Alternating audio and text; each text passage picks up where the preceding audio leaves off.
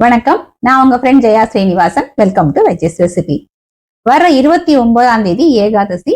நம்ம veggies recipe கிச்சன்ல ஏகாதசிக்கான பலகாரம் ரெசிபி பார்க்க போறோம். நான் எப்பயுமே சொல்றதுதான், ஏகாதசிக்கு நிர்ஜலமா இருக்கிறது ரொம்ப நல்ல விஷயம். நம்மளால இருக்க முடிஞ்சா தாராளமா இருக்கலாம். அப்படி இருக்க முடியாதவாளுக்காக தான் இந்த ரெசிபி. உபவாசத்தை ஸ்ட்ரிக்டா ஃபாலோ பண்றவா இதையே மத்த நாள்ல நம்ம பண்ணிக்கலாம். எதுவுமே ஊற வைக்காம, அரைக்காம, அதே நேரம் சோடா ஈனோ எல்லாம் சேர்க்காம இன்ஸ்டன்டா பண்ணக்கூடிய இட்லி ரெசிபி தான் நம்ம இன்னைக்கு பார்க்க போறோம்.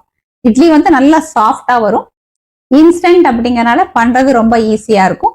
ஸ்டீம்டு ஃபுட் அப்படிங்கறனால உடம்புக்கும் நல்லது, நல்ல ஃபைபர் ரிச்சாவும் இருக்கும், ஃபில்லிங்கா இருக்கும், அதே நேரம் ரொம்ப நேரத்துக்கு பசிக்காமையும் இருக்கும், நமக்கு எனர்ஜியும் கொடுக்கும்.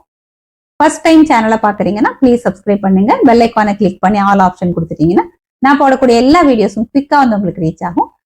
வாங்க, ஏகாதசி பலகாரம் இன்ஸ்டன்டா பண்ணக்கூடிய இட்லி குவிக்கா எப்படி பண்றதுன்னு பார்க்கலாம். ஒரு பீஸ் பரங்கிக்காய் எடுத்துட்டு இருக்கேன்.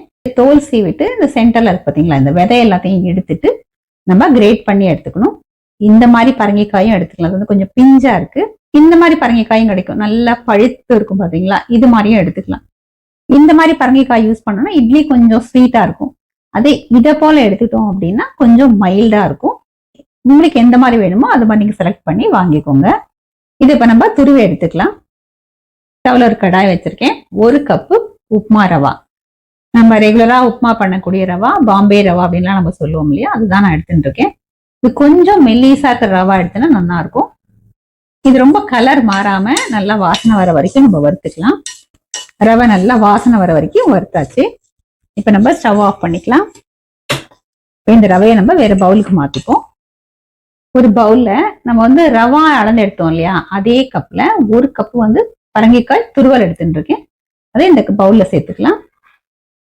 அதே கப்ல 1/2 கப்பு தேங்காய் துருவல். தேங்காய் துருவலுக்கு அளவு எதுவும் இல்லை. 1/2 கப்புக்கு பதிலாக நம்ம 1 கப்பு கூட சேர்த்துக்கலாம். இதுக்கு தேவையான அளவு உப்பு. இதப்ப நல்லா மிக்ஸ் பண்ணிக்கலாம்.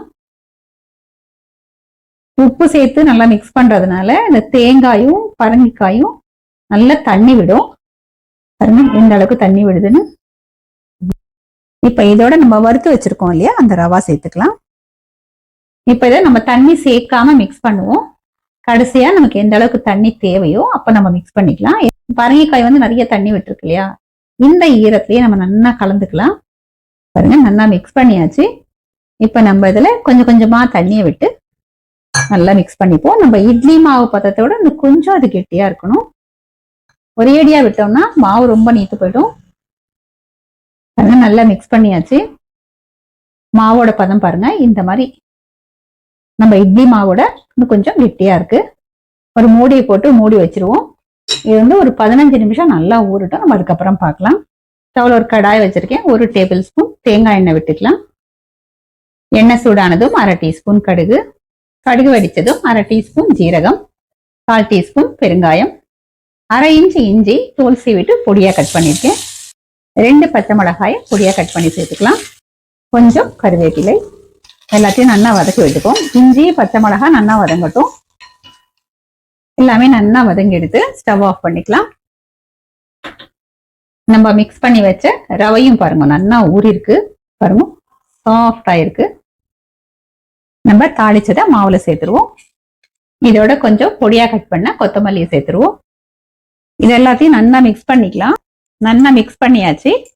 மாவோட கன்சிஸ்டன்சி பாருங்க கரெக்டா இருக்கு. அதாவது இப்படி நம்ம கரண்டில எடுத்து இப்படி போட்டோம் அப்படின்னா அப்படியே அந்த ஷேப்ல விழணும். நம்ம நார்மலா அரிசி உளுந்து ஊற வச்சு அரைக்கிற இட்லி மாவு மாதிரி அந்த அளவுக்கு தண்ணியா இருக்கக்கூடாது. இந்த மாதிரி இது கெட்டியா தான் இருக்கணும். பாருங்க, ஒருவேளை இந்த மாதிரி இல்லாம ரொம்ப ட்ரையா இருந்தது அப்படின்னா நீங்க கொஞ்சமா தண்ணி கூட சேர்த்துக்கலாம். இது இப்ப கரெக்டா இருக்கு. இட்லி பிளேட் கிரீஸ் பண்ணிருக்கேன். நம்ம நெய் இல்லைன்னா எண்ணெய் எதுல வேணாலும் கிரீஸ் பண்ணிக்கலாம். இந்த மாவை நம்ம இட்லி பிளேட்ஸ்ல ஃபில் பண்ணிப்போம். ஷேப் நம்ம தான் கொஞ்சம் பண்ணிக்கணும். ஏன்னா அது தண்ணியா இல்லாம திக்கா இருக்கு இல்லையா, அதனால லேசா அந்த இட்லி பிளேட்ல இந்த குழியில இதை போல கொஞ்சம் செட் பண்ணிக்கணும். இட்லி பிளேட்ஸ்ல மாவு ஃபுல்லா ஃபில் பண்ணியாச்சு. ஸ்டவ்ல இட்லி பாட் வச்சிருக்கேன். தண்ணி கொதிச்சுட்டு இருக்கு. 2 இட்லி ஸ்டாண்டை நம்ம இதுல இறக்கிடுவோம். மூடியை போட்டு மூடிடலாம். ஃப்ளேமை மீடியம்ல வச்சுக்கலாம். இது வேகிறதுக்கு 12ல இருந்து 15 நிமிஷம் ஆகும். இது வெந்ததுக்கு அப்புறம் நம்ம பார்ப்போம். 15 நிமிஷம் ஆயாச்சு. சுத்தி இந்த மாதிரி ஸ்டீம் வந்தாலே வந்து வெந்தாச்சுன்னு அர்த்தம். இந்த ஸ்டீம் வரும்போது நல்லா வெந்த வாசனையும் வரும். இதை நம்ம மூடியை திறந்து பார்த்துடலாம். கலர் பார்த்தாலே தெரியாது பாருங்க, நல்லா வெந்துடுது. கையை லேசா ஈரம் பண்ணிட்டு தொட்டாலும் வந்து ஒட்டாம இருக்கு. இல்ல இந்த மாதிரி கத்தி ஏதாவது வச்சுட்டு அப்படி குத்தியும் பார்க்கலாம். பாருங்க, ஒட்டாம நீட்டா வந்திருக்கு. இப்ப ஸ்டவ் ஆஃப் பண்ணிக்கலாம். கொஞ்சம் சூடு ஆறினதுக்கு அப்புறம் நம்ம எடுத்துக்கலாம். இட்லி கொஞ்சம் சூடு ஆறிடுது. இந்த சூடு ஆறினதுக்கு அப்புறம் எடுத்தாதான் அழகா ஒட்டாம வரும்.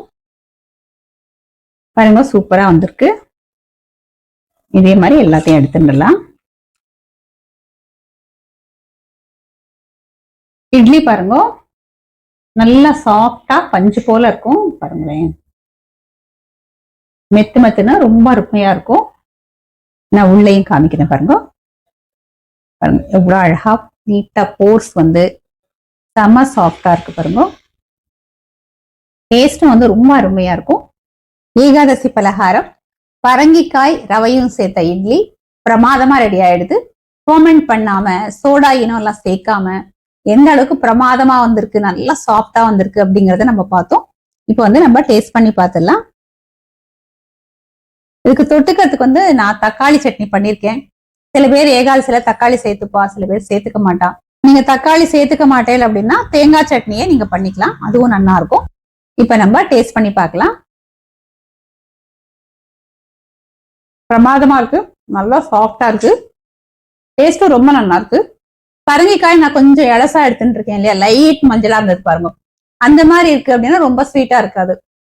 அதே வந்து நல்லா மஞ்சளா முத்தலா இருக்கும் இல்லையா பரங்கிக்காய், அதை யூஸ் பண்ணோம்னா இட்லி கொஞ்சம் ஸ்வீட்டா இருக்கும். உங்களுக்கு அந்த இட்லி வந்து எப்படி வேணுமோ, ஸ்வீட்டா வேணுமா இல்ல மைல்டா வேணுமா, அது தகுந்த மாதிரி நீங்க பரங்கிக்காய் செலக்ட் பண்ணிக்கணும். நான் வந்து இன்னைக்கு தாளிச்சு கொட்டி பண்ணிருக்கேன். நம்ம தாளிக்காம ஜஸ்ட் இந்த பரங்கிக்காய் கிரேட் பண்ணதையும் ரவையும் கலந்து மிக்ஸ் பண்ணி வச்சு கூட நம்ம இட்லி பண்ணிக்கலாம். ஆனா தாளிச்சு அந்த கொஞ்சம் வாசனையா இருக்கும். கொஞ்சம் மிளகாயும் சேர்த்துட்டோம் அப்படின்னா நமக்கு அந்த பரங்கிக்காயோட ஸ்வீட்னஸும் வந்து குறைஞ்சிரும். நம்ம சேர்த்துருக்கிற ரவை வந்து கொஞ்சம் நல்லா ஊறணும். அதாவது 15 நிமிஷத்துல இருந்து அரை மணி நேரம் வரைக்கும் ஊறிடுது அப்படின்னா ரொம்ப நல்லா இருக்கும். இதை போல இது வந்து இட்லியாவும் பண்ணிக்கலாம். இல்லைன்னா நம்ம டோக்லா எல்லாம் பண்ணுவோம் இல்லையா, ஒரே பிளேட்ல ஃபுல்லா எண்ணெய் அப்ளை பண்ணிட்டு பிளேட் ஃபுல்லா நம்ம இந்த மாவை கொட்டி அப்படியே ஸ்டீம் பண்ணியும் நம்ம எடுத்துக்கலாம். இல்ல வாழை இலையில கொஞ்சம் கொஞ்சமா விட்டு மடிச்சு இந்த இலை அடெல்லாம் பண்ணுவோம் இல்லையா, அதை போலயே நம்ம ஸ்டீம் பண்ணிக்கலாம். நம்ம அந்த வாழை இலையில மடிச்சு ஸ்டீம் பண்ணோம்னு வச்சுக்கோங்களேன், இன்னும் ரொம்ப நல்லா இருக்கும். ஏகாதசிக்கு நல்ல ஒரு ஆப்டான ரெசிபி. ஏன்னா எண்ணெய் எல்லாம் சேர்க்காம ரொம்ப ஈஸியா பண்ணிடலாம். வர்ற ஏகாதசிக்கு இல்ல மத்த நாட்டுல என்னைக்காவது நமக்கு டிஃபன் வேணும் அப்படின்னா கூட இன்ஸ்டன்டா பண்ணிக்கலாம். இதே மாதிரி இதே மெத்தட்ல இதே அளவுகளோட இந்த பரங்கிக்காய் இட்லியை நீங்க ட்ரை பண்ணி பாருங்க. ஃபர்ஸ்ட் கிளாஸா அமையும், எல்லாருக்குமே ரொம்ப பிடிக்கும், ரொம்ப ஹெல்தியானதும் கூட. ட்ரை பண்ணி பார்த்துட்டு எப்படி வந்ததுன்னு கமெண்ட்ல சொல்லுங்க. லைக் பண்ணுங்க, உங்க ஃப்ரெண்ட்ஸ் அண்ட் ஃபேமிலியில ஷேர் பண்ணுங்க. இன்னொரு புது ரெசிபியோட நாளைக்கு நான் உங்களை வெயிட் பண்றேன். தேங்க்ஸ் ஃபார் வாட்சிங்.